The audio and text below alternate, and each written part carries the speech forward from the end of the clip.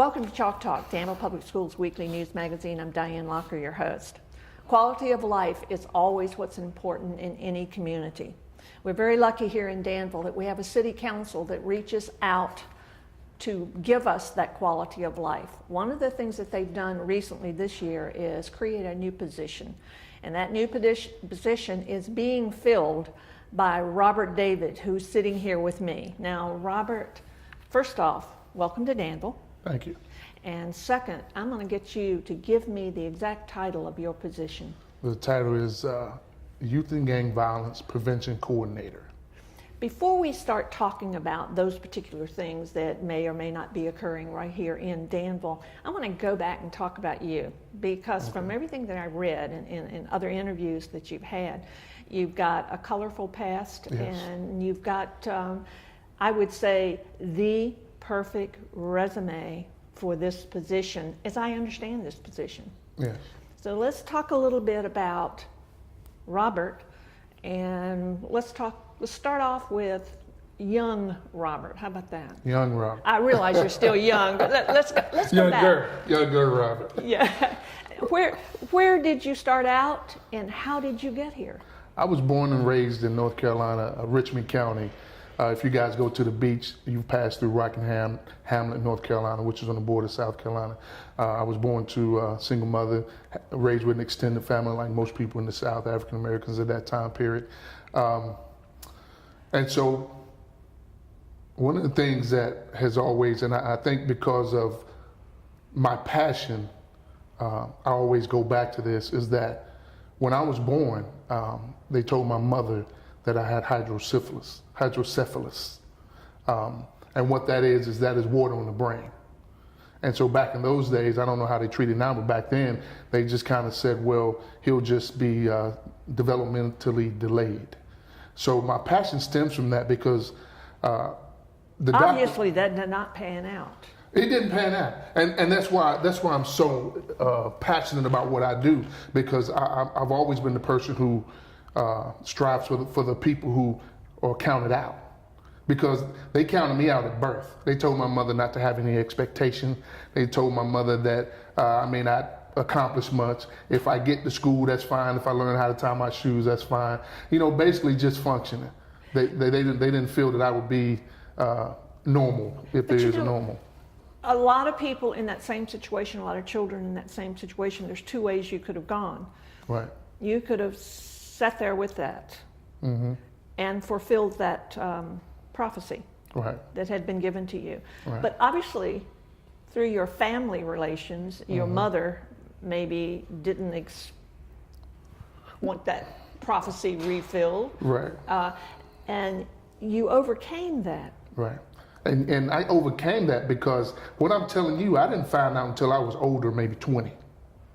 My mother heard that, but she spoke something else. My mother never treated me as though I was different. She never gave me any breaks. She pushed me, something simple as tying my shoes. She pushed me to do things that, even though I struggled with at that age, she pushed me because she believed in who I was. She didn't take what the doctor said and said, this is it for him. And because of that, she pushed me to be, have an open mind. She pushed me to be a critical thinker. Even when it appeared that my cognitive abilities were limited, she always pushed me from a young age. Had you not had that from your mother, your life would be quite different. My life would be different. My life would be different. An example is how my mother dealt with me. Now, unlike most Southern folks, I didn't get a lot of beatings or whoopings like most people. I got some with some switches, but what my mother did was she talked to me a lot. And one of the things I remember specifically, my cousin and I, being young men, snuck off and smoked a cigarette when we were about 11. And the funny part about it is I snuck back in the house and went and hid in the closet and fell asleep, and I forgot about it. So I come out later that afternoon, and my mother, normally you would think, well, you're going to get a spanking, you're in trouble. My mother pulled me to the side. I would never forget it. She said, son, you told me that you wanted to be an athlete. You told me that you wanted to play sports. She said, you're not going to achieve what you want out of life by smoking those cigarettes. I never picked it up again. Never. What you're saying has a lot to do with education, Yes. education in our schools, Yes. and a lot to do with the way our community reacts to their own children. Yes. Now, one of the things that you do is you do a lot of speaking, Yes. let's say motivational speaking. Yes. Where does that background that we just talked about fit into that, and who are you talking to? Do you ever talk to the youth groups? Are you talking to parents? What is your target audience? Mostly youth, but when I say youth, I'm not only in age but also in mentality, because there are a lot of older people my age who have never developed, because whether it be substance abuse, emotional abuse, and I have a background in mental health and professional counseling. And so one thing you understand is when you suffer trauma or substance abuse, at the time you suffer that, your emotional maturity stops. So if I start smoking weed at 14 and I keep smoking till I'm 40, then it hinders, that's at that point of reference at 14 is where my emotional maturity stops. I've heard years ago something that someone told me about someone that was an alcoholic. Mm-hmm. Very successful person that was an alcoholic. But when anything happened, they reverted back to the thing that they seemed to love the most, cars and that type of thing. So that's kind of what you're talking about, is that we can go along in life. Right, you can. We can go along in life, but when it comes to handling something or some emotional type thing, we revert back to some point in our life. Yes. Is that what you're saying? You're going to go back to the point of where you were most successful, or the point of where you were going to cope. We all do that. I do this series, and I'm a Facebook guy and social media. I do this series called Midlife Crisis, Midlife Discovery. And part of that is I talk about when we reach midlife and you see the older guy who dates a younger woman and he goes and gets a car, and a younger woman who starts dressing, an older woman who starts dressing different and hanging with her friends. That's because they've reached a point in their life where they look like, I don't know who I am because I've allowed everyone else to determine my dreams and my desires. So I'm going to go back to the last time that I was successful. And that might have been 19. Or the last time that I remembered who I was. Exactly. And youth, we all do that. Youth do that as well. And so when people in general are going to gravitate to the point where they feel like they are secure. I wrote a book actually, and it's called Stand Up and Breathe, 4 Steps to Recover from Failure. Very small, short self-help book for youth and teenagers, youth mentally as well. And it talks about recovering from whatever. Recovering from substance abuse, recovering from a bad marriage, recovering from a bad childhood relationship, yeah. And it's just 4 basic things, and it's nothing new. It's just systematic. And the first thing you have to do is and I call it having a want to. You have to want to, because sometimes we get in a situation where it's just comfortable to lay there, especially if I have a few people lying there with me. But you don't really mean concretely lying there. You just mean get stalled up in life, right, and not move forward. And if I've got other people that are doing the same thing, I'm hanging with them. Exactly. Okay. And that happens with youth. If you have a young man who's been kicked out of school 2 or 3 times, and he's tagged a troublemaker, he's going to gravitate towards people who are in that same bed, and he's going to lie there with them, and they're going to do the same thing. And so there's no desire to change his behavior because he's in a place of comfortability. That's what happens with for a gang member who's really entrenched. He feels like, well, I'm in a place where I'm successful.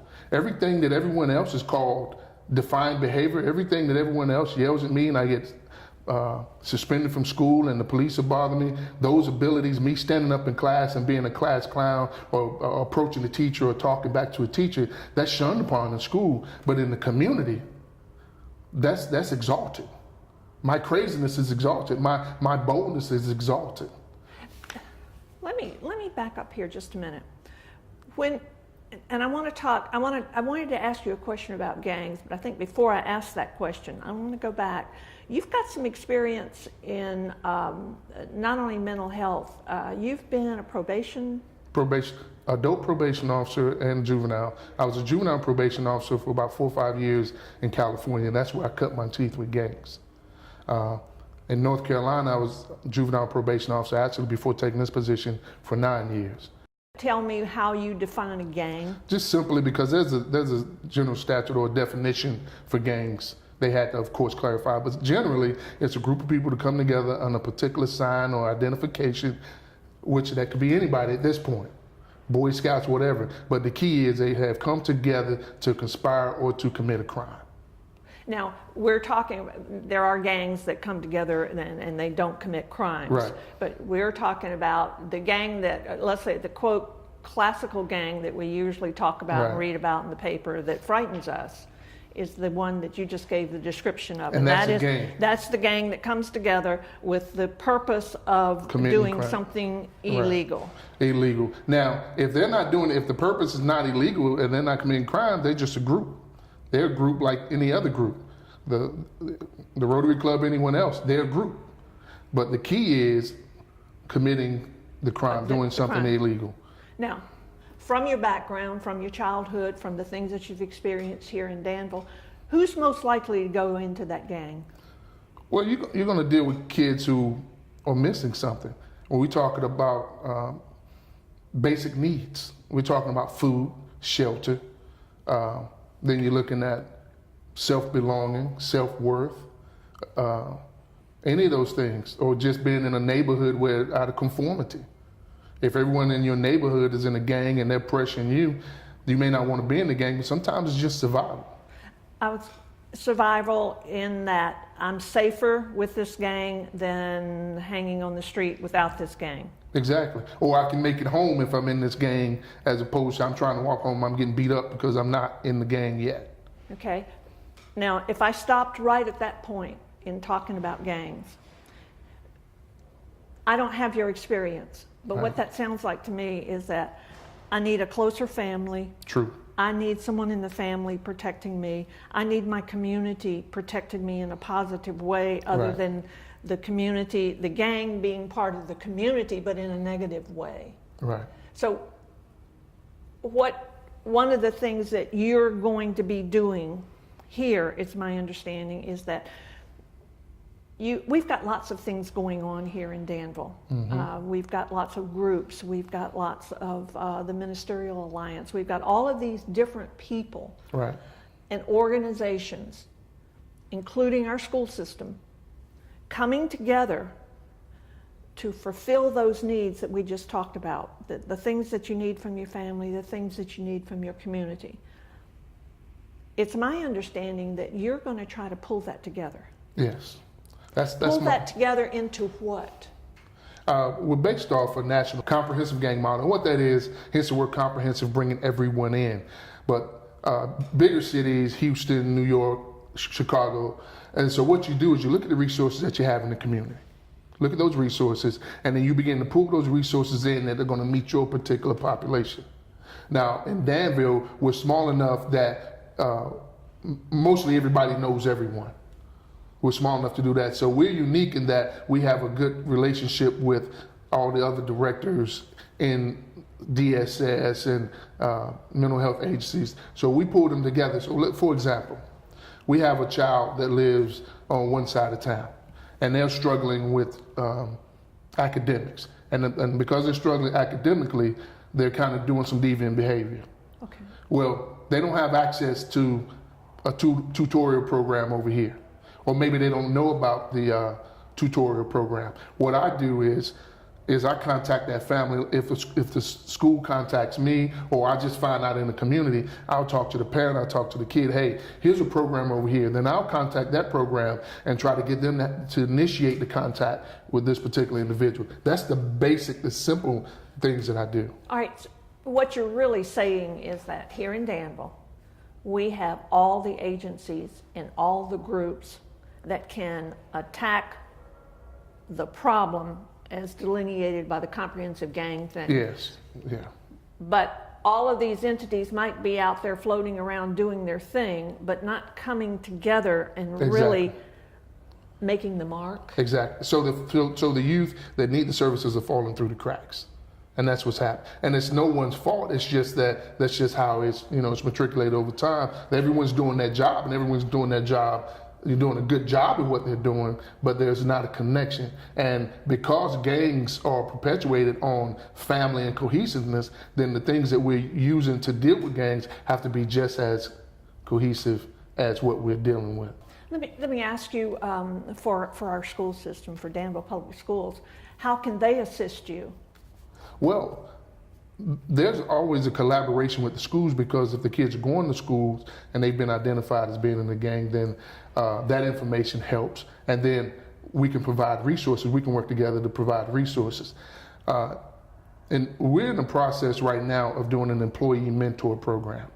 And what that consists of is that when I come here, I've seen all the resources, because economics is always going to be a driving factor of why kids, because they need money if they're missing the basic needs. So what we've done is we've collaborated with Workforce of Virginia, who provides that economic opportunity, and they'll provide those youth with a stipend. We've collaborated with the school system because those kids go to the school. We've collaborated with juvenile justice, and we've collaborated with mental health agencies. And so within the next month, because we've been working on it since I've been here, within the next month, what we've done, the city has taken the initiative to create some positions specifically for mentor positions specifically for this population of youth. They're not jobs, they're mentor role modeling or modeling. So they'll go out with public works, parks and recreation, and they'll be supervised, and then they will be able to see how it feels to work in an environment. Workforce is going to fund that, because Workforce already has a program from 14 to 21, I think the Project Yes program, that is for that particular population. And so we pull those guys in, they're going to fund it. We're looking at maybe 10 positions, might be less, in the city, and they can work there, get funded by Workforce. They're going to be monitored by juvenile justice and the mentors. So there's a lot of layers to cover that gap. Do you know what? You mentioned a word in there that I want to definitely bring up: role model. Yeah. You're a great role model. Thank you. You're someone that admits your background, admits what should have held you back, gives allegiance and love to your mother, who helped you through. You show the importance of family. And before I close, I have got to include several things. Okay.